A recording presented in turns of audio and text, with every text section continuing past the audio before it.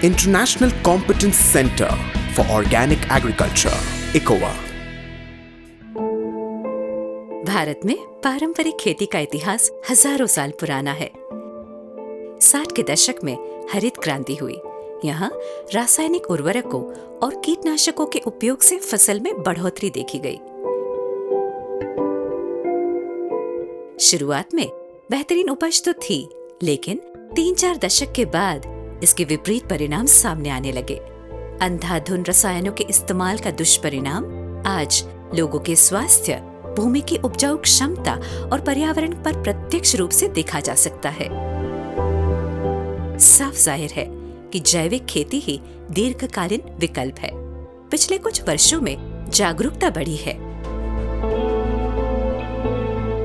और लोग स्वास्थ्यवर्धक जैविक आहार अपनाने लगे हैं।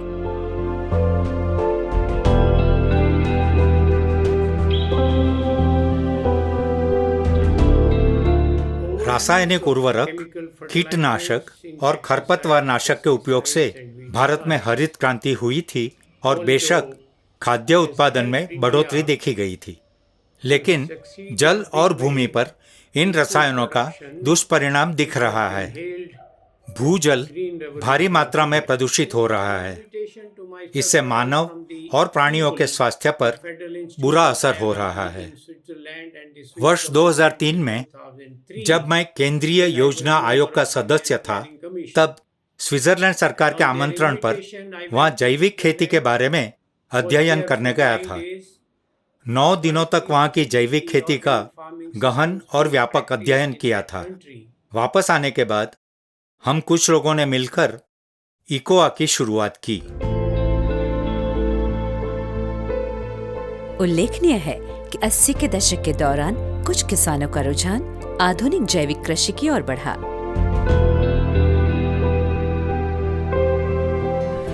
नब्बे के दशक में अनेक प्रामाणिक जैविक उत्पाद यूरोप और अमेरिका के देशों में निर्यातित किए जाने लगे। वर्ष 2001-2002 के दौरान भारत सरकार ने NPOP यानी राष्ट्रीय जैविक उत्पादन कार्यक्रम की घोषणा की और NCOF यानी राष्ट्रीय जैविक कृषि केंद्र की स्थापना की। जैविक कृषि और कृषि उद्योग ने अनेक लोगों का ध्यान आकर्षित किया, लेकिन शुरू किए गए अभियान बिखरे हुए थे। एक ऐसे संगठित प्रयास की जरूरत महसूस हुई जो इस जैविक अभियान को सुचारू रूप से एक मंच पर ला सके।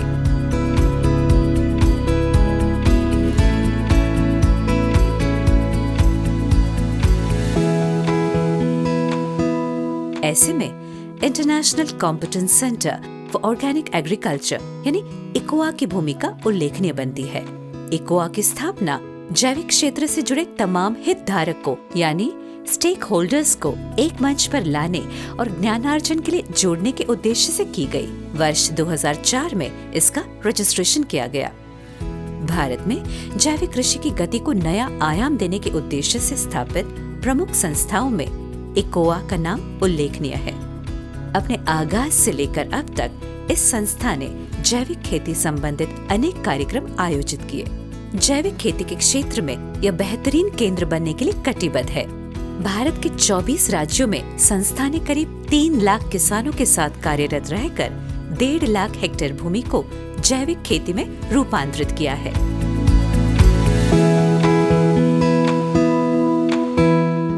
इकोआ की पहल है जैविक विज्ञान केंद्र। इसका मकसद जैविक कृषि को गति देना है। इकोआ ने सोचा खुद का अपना फार्म होना चाहिए, ऐसा फार्म जो आदर्श फार्म हो और जिसका उपयोग शिक्षण और प्रशिक्षण केंद्र के रूप में किया जा सके। इस फार्म की स्थापना के पीछे उद्देश्य उन किसानों और युवा उद्यमियों को जैविक कृषि से अवगत कराना है जो इसे व्यावसायिक तौर पर अपनाना चाहते हैं। इन लोगों को ऐसी जगह चाहिए जहां वे आ सकें और सीख सकें।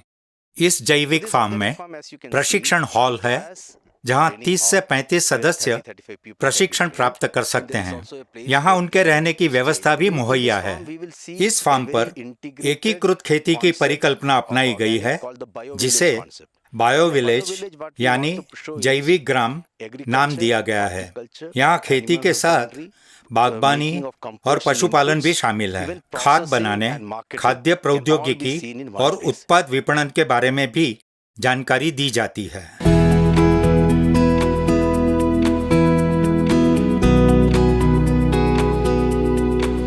अब हम इस जैविक यानी ऑर्गेनिक फार्म और ट्रेनिंग सेंटर पर नजर डालते हैं, जो कि तमिलनाडु के कृष्णगिरी जिले में डेंगनीकोटे तालुक में स्थित है। ये बेंगलुरु से करीब 2 घंटे दूरी पर है। इस फार्म में करीब 2500 मुर्गियां हैं, जिसका पालन अंडों के लिए किया जाता है। हम किसी भी प्रकार के रसायन या एंटीबायोटिक्स का इस्तेमाल इन पर नहीं करते। इन्हें स्वास्थ्य खुराक दिया जाता है। खुली जगह पर चूजे आजाद घूमते हैं। JVK उन संस्थाओं में से एक है जिसे अंडे के लिए जैविक प्रमाणीकरण मिला है। अन्य कृषि उत्पादों के साथ हम अंडे भी बेचते हैं।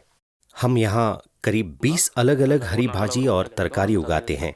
अनेक प्रजातियों की गाय का पोषण करते हैं। यहाँ केवल दूध नहीं बेचा जाता, पर गौमूत्र और गोबर के उपयोग से बना जीवामृत और बीजामृत बनाया जाता है। यहाँ 450 आम के पेड़ और अन्य फलों के पेड़ भी हैं, जैसे कि चीकू, अनार, रामफल, सीताफल आदि।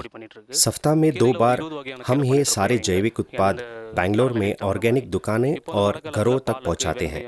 सालाना करीब 7 से 8 टन फलों का उत्पादन होता है। यहाँ करीब 2000 मछलियाँ और 11 गाय हैं। इनमें से 4 देसी नस्ल कंगेयम प्रजाति के हैं। हमारे यहाँ वर्मी कंपोस्ट इकाई भी है, जहाँ 40 से 50 टन वर्मी कंपोस्ट खाद प्राप्त होती है। इस मॉडल का मकसद किसानों और जैविक उद्यमियों का सशक्तिकरण है। एक ऑर्गेनिक बायो विलेज यानी जैविक ग्राम कृषि उत्पादन, प्रसंस्करण और विपणन के लिए उत्कृष्ट अवसर प्रदान करता है। खास करके सामुदायिक खाद्य इकाई और प्रसंस्करण इकाई रोजगार प्रदान करती है, जिससे एक आत्मनिर्भर समुदाय का निर्माण हो सकता है। इकोआ की स्थापना का लक्ष्य जैविक कृषि और जैविक व्यवसाय का ज्ञान केंद्र बनना है। हमारा उद्देश्य जैविक कृषि के क्षेत्र में कार्यरत संगठनों और संस्थानों यानी स्टेक होल्डर्स को सक्षम बनने में प्रशिक्षण प्रदान करना है। अपने उद्देश्य और लक्ष्य की प्राप्ति के लिए हमारी आदेश सूची है, जिसमें नीति और सिफारिशें यानी पॉलिसी एंड एडवोकेसी, बाजार विकास यानी मार्केट डेवलपमेंट, क्षमता निर्माण यानी कैपेसिटी बिल्डिंग, मानक और गुणवत्ता आश्वासन यानी स्टैंडर्ड एंड क्वालिटी एश्योरेंस, अनुसंधान तथा तकनीक यानी रिसर्च एंड डेवलपमेंट जैसे विषय शामिल हैं। उदाहरण के लिए नीति तथा सिफारिशों को लेकर हम केंद्र सरकार तथा राज्य सरकार के साथ सम्मिलित रूप से कार्य करते हैं, ताकि किसान हितैषी नीतियां बन सकें। जैविक कृषि नियमों पर आधारित प्रशिक्षण प्रदान किया जाता है। इसमें विविध पद्धतियों, फसल चक्र, प्रमाणीकरण पर व्यवहारिक प्रदर्शन आदि शामिल है।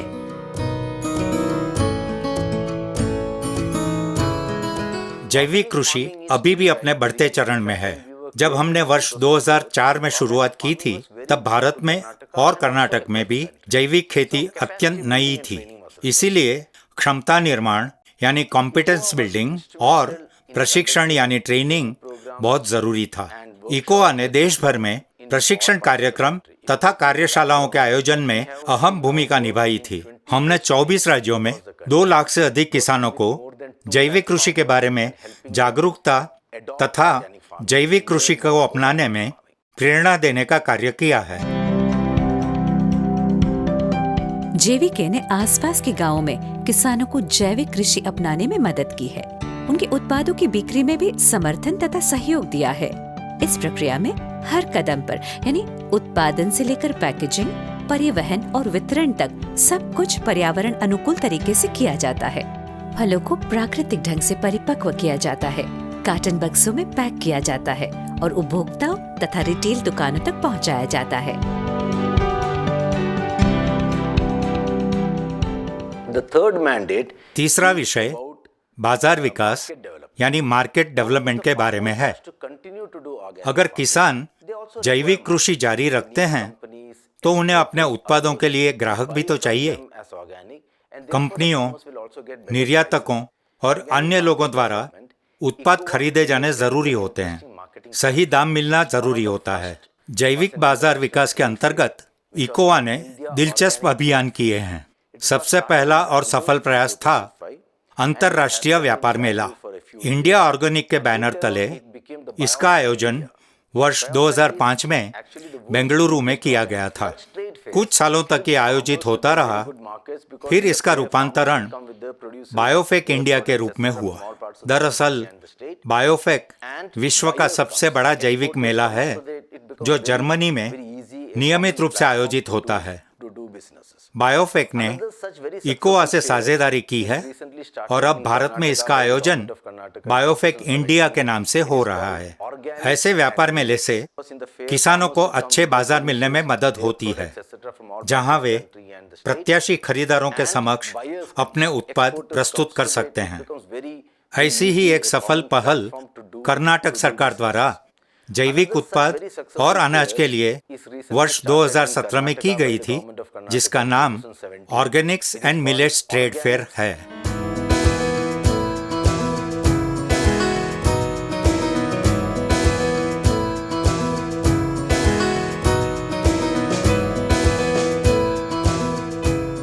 for any किसी भी अभियान की सफलता के लिए अनुसंधान और तकनीकी सहयोग जरूरी होता है। इसीलिए हम कृषि विश्वविद्यालयों की मदद लेते हैं, जैसे कि बेंगलुरु कृषि विश्वविद्यालय और धारवाड़ कृषि विश्वविद्यालय। हमारे साथ विख्यात जी.बी. पंत कृषि विश्वविद्यालय के पूर्व कुलपति डॉक्टर तेज प्रताप बतौर बोर्ड निर्देशक जुड़े हैं। वर्ष 2005 में जब जैविक कृषि भारत में विकसित हो रही थी, तब सब कुछ स्वदेशी तरीके से होता था।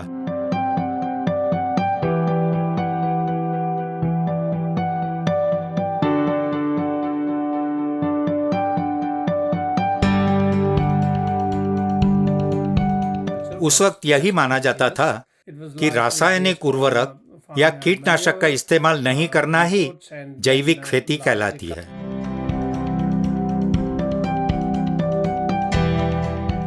लेकिन वर्ष 2010 में मानो जैविक कृषि की सफलता को लेकर सपना साकार हुआ। जैविक कृषि करने वाले किसानों की सूची में भारतीय कृषकों की संख्या सबसे अधिक देखी गई।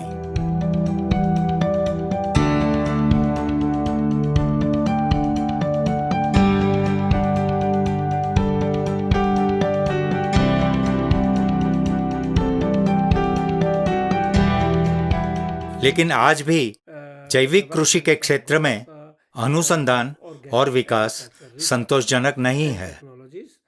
विशेष तौर पर रोग नियंत्रण और पौधों की सुरक्षा की दिशा में बहुत कुछ प्राप्त करना बाकी है। इकोवा ने देश के 13 राज्यों में 190 एफपीओ यानी किसान उपज संगठनों को प्रोत्साहित तथा समर्थित किया है। ये संगठन किसानों को संगठित करने, उनकी क्षमता को उन्नत करने और उनके उत्पादों को सम्मिलित रूप से बेहतर तरीके से विपणन करने में सहायता करते हैं। ये संगठन किसानों द्वारा, किसानों के लिए, किसानों के हितार्थ समर्पित है। ये केवल किसानों को बेहतर सामाजिक स्थान प्रदान करने के लिए नहीं, बल्कि उनके उत्पादों को भी बेहतर बाजार दिलाने में सहायक है। एफपीओ उनके उत्पादों की वितरण प्रक्रिया में बचत, ब्रांडिंग और पैकेजिंग में मदद और मूल्यवर्धन में समर्थन तो करता ही है। इसके साथ साथ अतिरिक्त लाभ यह है कि केंद्र तथा राज्य सरकारों से जरूरी सहायता भी मिलती है। वर्ष 2020 में केंद्र सरकार ने 10,000 एफपीओ की स्थापना करने और बढ़ावा देने की योजना शुरू की। उल्लेखनीय है कि इस परियोजना में इकोवा को संसाधन केंद्र के रूप में चुना गया है। Anekal horticulture producer company limited ने एफपीओ योजना के तहत कामयाबी का नया परचम लहराया है। आइए इस एफपीओ के मुख्य कार्यकारी अधिकारी श्री सिद्धराजू की बात सुने। हमारी एफपीसी 8 मार्च 2016 को बागवानी विभाग के अंतर्गत स्थापित हुई थी। हमने किसानों को जरूरी सलाह व सूचना देने, कृषि उपयोगी साधनों के किरायों पर उपलब्ध कराने और उत्पादों के लिए बाजार श्रृंखला देने के मकसद से यह कंपनी शुरू की थी। इस तालुक में 39 गांवों से 50 FIG यानी किसान लाभ समूह स्थापित हुए हैं। ये तमाम समूह अपने उत्पादों को बेचने, उचित बाजार तराशने के लिए सतत कार्यरत हैं। हम अपने उत्पाद हॉपकॉम्स को प्रदान करते हैं। साथ ही कुछ स्वयंसेवी संस्थाओं ने कोल्ड स्टोरेज यूनिट लगाना शुरू किया है, जिसे विभिन्न पंचायतों की सीमा में रखा गया है। किसानों को इनसे लाभ हुआ है। एक मिट्टी परीक्षण प्रयोगशाला भी खोली गई है। इससे पहले किसानों को मिट्टी परीक्षण के लिए दूर दूर जाना पड़ता था। अब किसानों के लिए यह सुविधा मिल रही है। कौन सा उर्वरक चुने, कौन सा पौधा उगाए, ऐसे मामले में भी किसानों के लिए विकल्प व चयन को लेकर जागरूकता बढ़ गई है। वर्ष 2016 से इकोआ हमें मार्गदर्शन दे रहा है। प्रथम वर्ष में हमने 1 करोड़ रुपए का कारोबार किया, दूसरे वर्ष में 3.5 करोड़, चौथे वर्ष में 5.5 करोड़ रुपए और 5 सालों में कुल 25 करोड़ रुपए की कुल बिक्री का आंकड़ा अर्जित किया। परियोजना समाप्त होने के बाद भी इकोआ हमें मार्गदर्शन उपलब्ध करा रहा है। FPO बोर्ड के सदस्य अत्यंत सक्रिय हैं और सहायता देते हैं। किसान लाभ समूह को वे मशरूम खेती, सब्जी उगाने और बाजार खोजने में मार्गदर्शन देते हैं। विकास की राह प्रशस्त करने में वे हमारा साथ दे रहे हैं। The last mandate अब आखिरी विषय है मानक मानदंड और कायदे यानी स्टैंडर्ड्स एंड सर्टिफिकेशन। जैसा कि हम जानते हैं कि जैविक कृषि में सबसे महत्वपूर्ण होता है जैविक प्रमाणीकरण। जब तक किसान या कृषि समूह के पास ठोस प्रमाण पत्र न हो, तब तक बाजार में अपने उत्पाद ठीक तरीके से पहुंचा नहीं सकते। भारत में 2 तरह की प्रमाणीकरण प्रक्रिया होती हैं। पहली है थर्ड पार्टी सर्टिफिकेशन, जिसमें अंदरूनी नियंत्रण यानी इंटरनल कंट्रोल सिस्टम प्रक्रिया मायने रखती है। इस मामले में इकोआ काफी प्रयास कर रहा है। दूसरी है PGS यानी पार्टिसिपेटरी गारंटी सिस्टम। यह प्रक्रिया कृषि मंत्रालय द्वारा वर्ष 2015 में शुरू की गई थी। जो हम अभी प्रदान कर रहे हैं वह है इकोआ ऑर्गेनिक्स प्रमाण पत्र। NPOP या PGS सर्टिफिकेशंस के अलावा इकोआ ने प्रामाणिकता को मजबूत बनाने के उद्देश्य से ऑर्गेनिक लेबल की शुरुआत की है। अलबत्ता ये सर्टिफिकेशन नहीं है, ये उन सभी किसान संगठन, खुदरा व्यापारी के लिए लेबल के रूप में प्रदान किया जाएगा जो सही मायने में जैविक कृषि करते हैं। हमारे पास जांच सूची होगी जिसके तहत उन्हें उन सभी मानदंडों पर खरा उतरना होगा, जैसे कि थर्ड पार्टी या PGS सर्टिफिकेशन। उसके बाद ही नया लेबल प्रदान किया जाएगा। ऑर्गेनिक प्रमाणीकरण के अंतर्गत उत्पादों की बिक्री के लिए उनका NPOP मानक पर खरा उतरना जरूरी होता है। इस क्षेत्र में विकास में जैविक किसानों, उद्यमियों और सरकार का सम्मिलित योगदान जरूरी होता है। उनको प्रोत्साहित और सम्मानित करने के लिए इकोआ ने वर्ष 2018 में जैविक इंडिया अवार्ड्स का आगाज किया था। भरत भूषण त्यागी,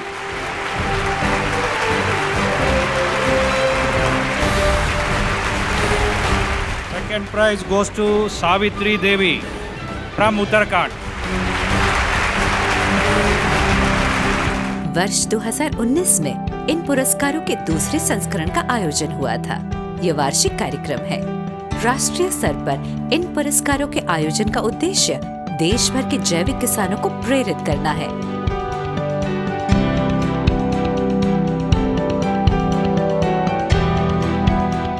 बेंगलुरु के जयनगर में स्थित यह हमारा मुख्य कार्यालय है। हम यहाँ से कार्य संचालन करते हैं। भारत के अन्य स्थानों पर भी हमारे क्षेत्रीय कार्यालय हैं, जैसे कि आसाम, हिमाचल प्रदेश, बिहार और सिक्किम। इकोआ से जुड़ी किसी भी गतिविधि का हिस्सा बनने के लिए अथवा सदस्यता प्राप्त करने के इच्छुक किसान संगठन, सहायक समूह, शोधकर्ता, व्याख्याता, कृषि विद्यार्थी, प्रमाणीकरण संस्थान इस पते पर संपर्क कर सकते हैं।